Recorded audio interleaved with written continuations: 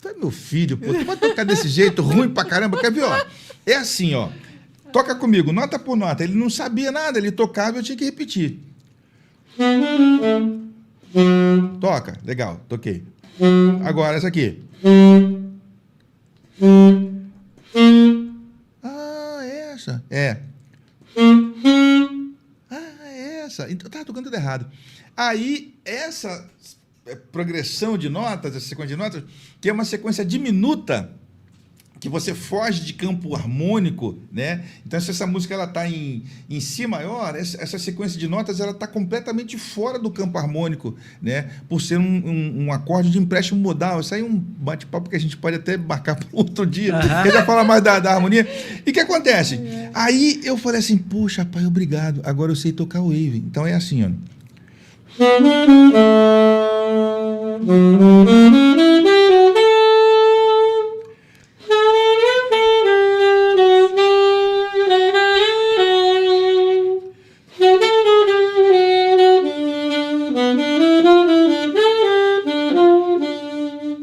Então, essas 1, 2, 3, 4 notas foi ele que me ensinou e eu não tenho como esquecer disso. Valeu. Olha, nem lembro com muita gente, isso não foi combinado, viu?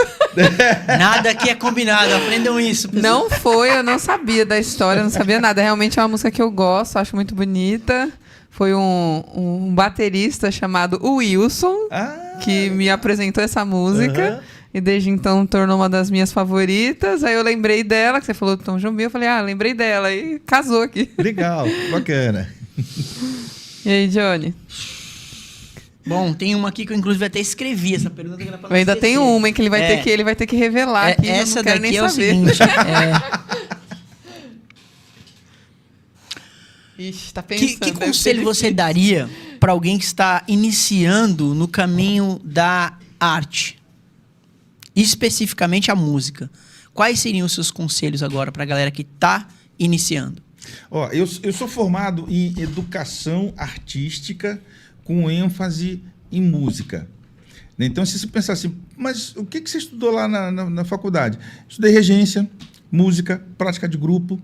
Eu tinha que estudar 2 ou 3 instrumentos, então fiz piano e saxofone, mas tinha aula também de teatro, tinha aula de pintura, tinha aula de desenho, tinha aula de aí já mais humanas, né, como a música, né? Tinha aula de psicanálise, psicologia, português, né? Tudo, e dança, aula de dança. Então, assim, a gente foi preparado para ser como fosse um líder, um professor, né? Outros colegas da minha classe se especializaram em teatro, outros em dança, outros em pintura, e eu fui para a minha especialização em música.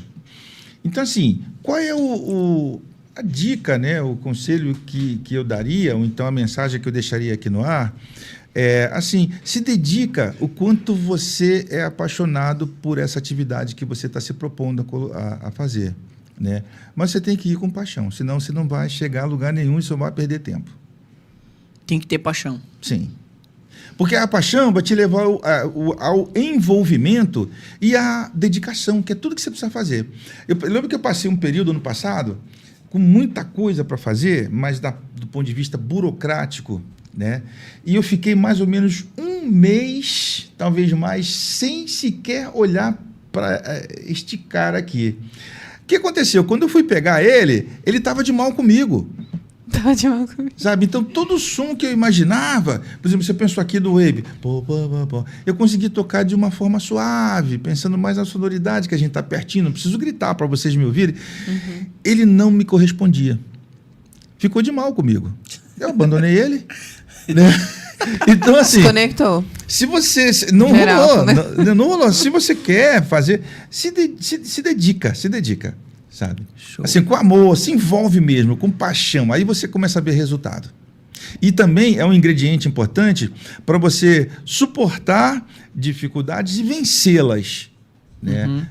É a luta, né? Você não tem vitória sem luta. Então vai à luta para você se consagrar vitorioso. Total. Pegando o gancho aí da paixão, enquanto estava tocando Garota de Ipanema, Patrícia Freitas mandou Como Não Apaixonar. Então eu gosto dessa música. Um beijo para você, meu amor. Um grande beijo. Queria fazer uma pergunta. Vamos ver se ele vai revelar.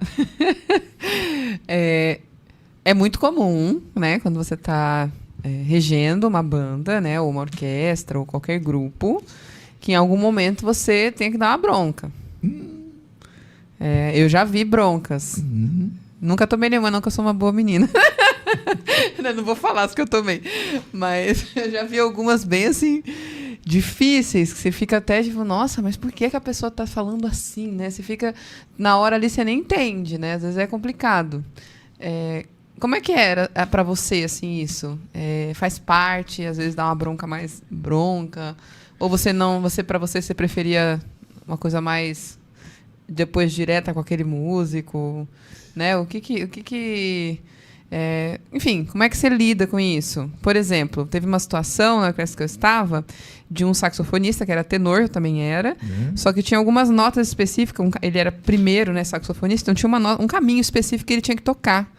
E ele também já tocava muito, então acho que ele acabou não estudando, chegou na hora ali do ensaio, não entrava as notas. Até eu que não era o primeiro saxofonista. Síndrome de Romário. Eu não era o primeiro saxofonista. Eu tava agoniada, falando, nossa, mas era só tocar tal coisa e a pessoa não tá encaixando o que tá acontecendo. E o mestre ficou muito bravo. Eu vi ele, acho que foi a única vez em vários anos que eu vi ele muito bravo. Aí eu queria saber, teve esses momentos assim de você ficar bravo? Ou não? Sim, um sim grandão pleno. Mas o que acontece? Ó, tem uma... As coisas tendem a evoluir. Então, a história da regência tem um livro muito bacana, que para mim é meio que cabeceira, um livro de umas 400 páginas, do Silvio Lago, se não me engano. Ele conta a história da regência, tudo que vem acontecendo dos últimos 400 anos para cá. Já está desatualizado, porque ele foi feito no século passado, né? Então, já está desatualizado, o que aconteceu de lá para cá, ele não registrou. Mas, enfim, dentro dessa ideia, o regente hoje... A parte prática dele, que é o que todo mundo vislumbra, então, inclusive até um comentário assim, olha, para quem quer ser maestro, é uma coisa bacana, é um tremendo do status. Eu quero ser maestro, eu sou maestro. Mas, bicho, tem tanta pedra que você precisa carregar antes de você chegar no pódio e levantar sua batuta e chamar os músicos para a execução da música. A primeira coisa é assim, respeito. Respeitar, que aí você tem como consequência um respeito, tem que ser mútuo. A outra coisa, liderança. Você tem que mostrar para eles a liderança, tanto como músico regente, quanto como vamos dizer assim, o administrador daquela atividade, né? Então, se juntar essas coisas, e depois também buscar um pouco de sociologia, um pouco até de psicologia, para você lidar com as dificuldades de cada indivíduo, né? Isso é muito comum, né? Então, assim, um pensamento e uma atitude sempre agregador. Sempre agregador, né? Então, lembra que eu fiz o comentário assim, cara, numa banda, mesmo que seja primeiro instante, segundo instante, mas aqui não tem estrela, aqui a gente tem músico. Dentro dessa ideia, vou fazer um comentário aqui. O grande trompetista Dizzy Gillespie, aquele que tinha um bochechão, né? Não sei se vocês acompanharam na história do jazz, ele tinha uma bochecha incrível desse tamanho. O cara foi uma sumidade, ele era amigo pessoal do presidente, ex-presidente dos Estados Unidos, Jimmy Carter, né? E botava ele para cantar, tirava sarro dele, você não canta nada, tal. Você vê o prestígio que ele tinha. E aí o Dizzy montou uma big band, que também cabe comentários à beça, mas enfim, montou uma big band com os melhores músicos da atualidade, né? Mário Rivera, Paquito de Rivera, Steve Turry, trombonista, Slide Hampton, que era um trombonista canhoto, ele tocava assim, só a sumidade. Um brasileiro, Cláudio Roditi, Inácio Belroa, Arturo Sandoval, só os caras da nata do jazz lá nos Estados Unidos. E na época, Paquito de Rivera era o saxofonista da moda, Paquito de Rivera. E aí o jornalista perguntou pro Dizzy, Dizzy, como é que é você ter na tua orquestra aí Paquito de Rivera? E ele simplesmente respondeu, Paquito de Rivera é o meu primeiro alto. Como assim? Na bancada, ele é meu primeiro alto. A hora que ele levanta para solar, aí ele é Paquito de Rivera. Aí eu saio de cena, cruzo o braço e fico olhando para ele. Olha a concepção, olha o O cara tinha uma respeito. consciência absurda, né?